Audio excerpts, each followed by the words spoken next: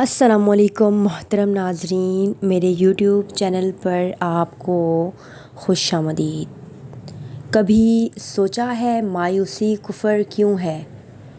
اس کا مطلب یہ ہے کہ اس رب کی رحمت اور کرم اتنا وسیع ہے کہ مایوسی اس کے بعد بس گناہ ہی ہو سکتی ہے۔ وہ اتنا مہربان ہے کہ مایوسی اس کے کرم سے انکار جیسی ہے، اور اس نے تمہیں بنایا ہے۔ کیا وہ نہیں جانتا تم کیا کچھ سہ رہے ہو؟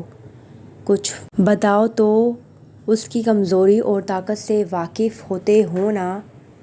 تو وہ تو ہر چیز کا علم رکھنے والا ہے، وہ جانتا ہے تمہاری کوشش کو، تو پھر پریشان ہونا چھوڑ دو، وہ سب سنبھال لے گا۔ دعا کی توفیق۔ اللہ تعالیٰ کبھی تمہیں بلا وجہ غم میں مبتلا نہیں کرتا ہے، اور نہ ہی تمہیں بے مقصد یہاں تک لایا ہے۔ وہ اگر ان بے شمار لوگوں میں تمہیں دعا کی توفیق دے رہا ہے تو جان لو کہ وہ چاہتا ہے کہ تم اسے مناؤ اور وہ تم سے راضی ہو جائے۔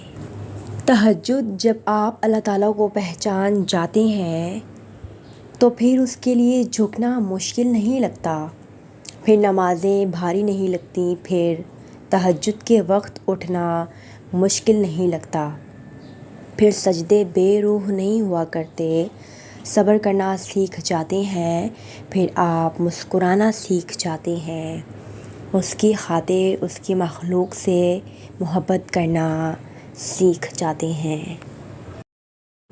انسان سوچتا ہے مگر سوچ وہ اتنی ہی لڑ سکتا ہے جتنی اللہ نے اسے دی ہے۔ اللہ تعالیٰ کی ذات کہاں سے شروع ہے، کیا سوچ میں آ سکتی ہے؟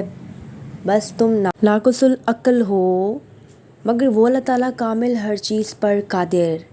وہ چاہے تو معجزے کرے، کرشمے کرے۔ تم جب دعا کرو تو یہ نہیں سوچنا یہ ممکن ہے کیا؟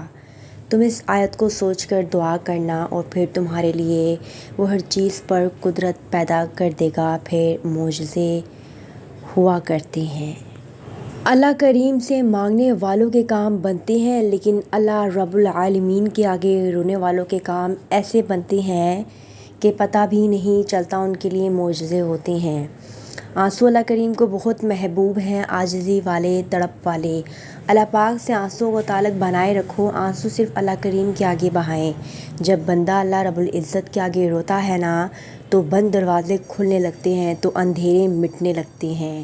میرا رب کریم بہت مہربان ہے، بہت جلد آنسو پونچھ دیتے ہیں۔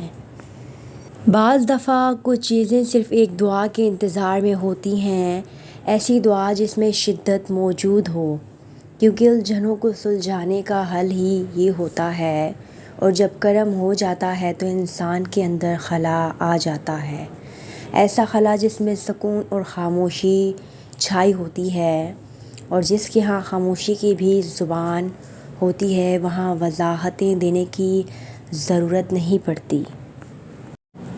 نا امید نہ ہو، کمزور نہ پڑو، غمگین نہ ہو، بے شک اللہ تعالیٰ ہر چیز پر قادر ہے۔